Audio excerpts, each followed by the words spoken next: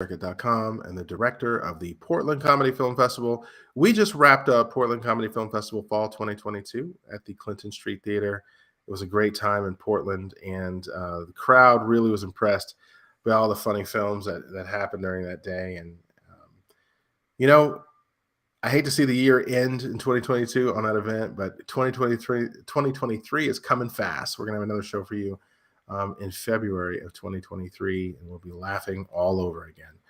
And the films of tomorrow we like to focus on are short screenplays, feature screenplays, and also teleplays from comedy series episodes and things that people are writing and developing.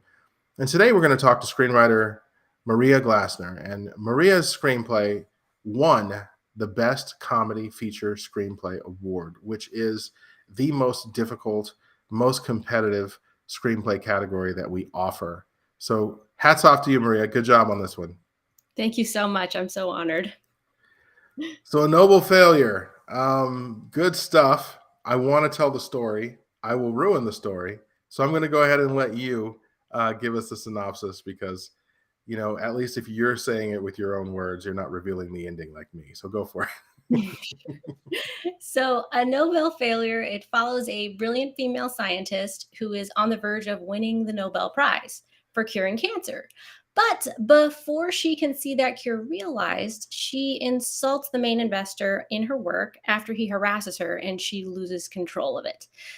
So Thomas, a persuasive male peer / potential love interest, takes over her work and misuses it with dangerous genetic modification techniques. So she quits and fights to prove what he is doing is going to have side effects. But for a while, he is just hailed as a god that has basically cured humanity of all ills. That is, until a percentage of men start showing up pregnant. Suddenly, politicians want to bring back abortion and outlaw Thomas's cure. The comedy is in the insistence that because some men are upset that they are with child, the cure for all ills is going to be outlawed. Lyla is begged by her company to fix their mess, and she begrudgingly comes up with a patch after she has a heart-to-heart with her ex-chauvinistic but currently pregnant father. The world will never be the same now that Pandora's box has been opened of genetic alteration. But Lyla does win the Nobel Prize, not for curing cancer, but for saving more men from becoming spontaneously pregnant. That's the... You took like all the social issues of the day and just like packed them into this thing, and you created this whole like awkward like reverse situation with a lot of different dynamics with relationships between men and women, stereotypes of men and women, and just a lot of the political issues of the day. I think people are very impressed by what you wrote and how you made it all funny, because you could have went dark with this if you wanted to. But this is really funny and very good writing. Thank you. I appreciate it. Why did you want to tell this story? I'm guessing just from the outside looking in, you know, with all these political issues and things, but was there any trigger point or maybe just a point where you said, you know what, this is something I'm going to write? Yeah. So I was trying to convince my 20-something sister that, you know, women have more power and equality in America than ever before. I had found out recently that I was pregnant with a baby girl, and I kind of wanted to convince myself that.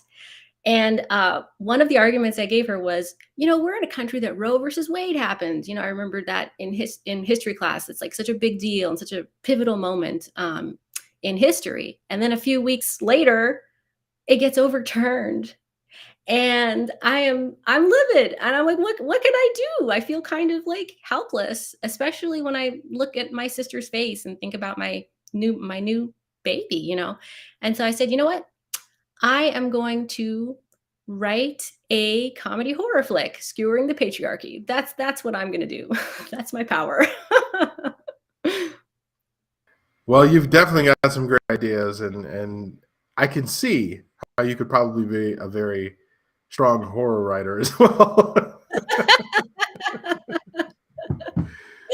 You know, and those are the two genres. I always tell people that, you know, with comedy, the feedback from your film comes during the film, right? So if it's a documentary, you know, you might see a tear, you might see some people clapping, or a drama or something like that.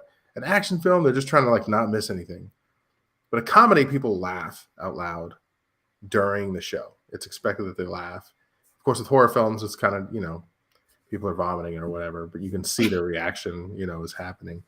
Do you have a strategy when you're writing to kind of make sure that you're spreading the jokes out and that like all the funny parts aren't in one part of your movie? Like, are you actually sketching out comedy elements, or are you just kind of writing and it falls where they may? So, on this draft, I think part of being upset about everything going on in society makes me really want to make things as funny as possible. So with every scene, I'm like, how many levels of funny can I add to this? And so that's basically what I did. I would write out the scenes and then I'd come back and say, can I cram any more hilarity into this scene that would propel the story forward and not slow it down, but add to the elements and the themes. So that's kind of how I thought about it when I approached the scenes. All right. And what do you have planned for the future? What's next for you in the film industry? So, what's interesting is my husband, who's actually a scientist, he saw an engine in the movie. And so we are working on a TV pilot for it called Inventing Disaster. Basically, it's Lyla and Thomas making monster of the week type inventions that go very wrong to help society. All right. Interesting concept. Very interesting concept. So, well, hey, is there anything else that you'd like to add before we get out of here? Well, I wanted to thank the judges and thank you and everyone who puts together these festivals, because I mean, this has given me a lung. It's my first complete official win. I see the little cup on Film Freeway, and I keep clicking and looking at it. Oh.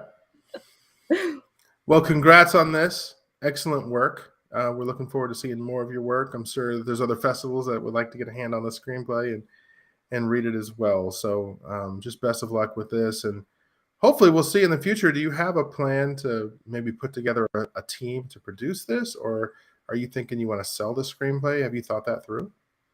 Yeah, so in the past I did make a independent feature, and with that experience, I want to try out selling it and really getting it more in the hands of bigger companies. So, I would love somebody like Elizabeth Banks to check this out, the dream kind of a thing. So Mhm. I'm going to try to strategize and see where I can get it.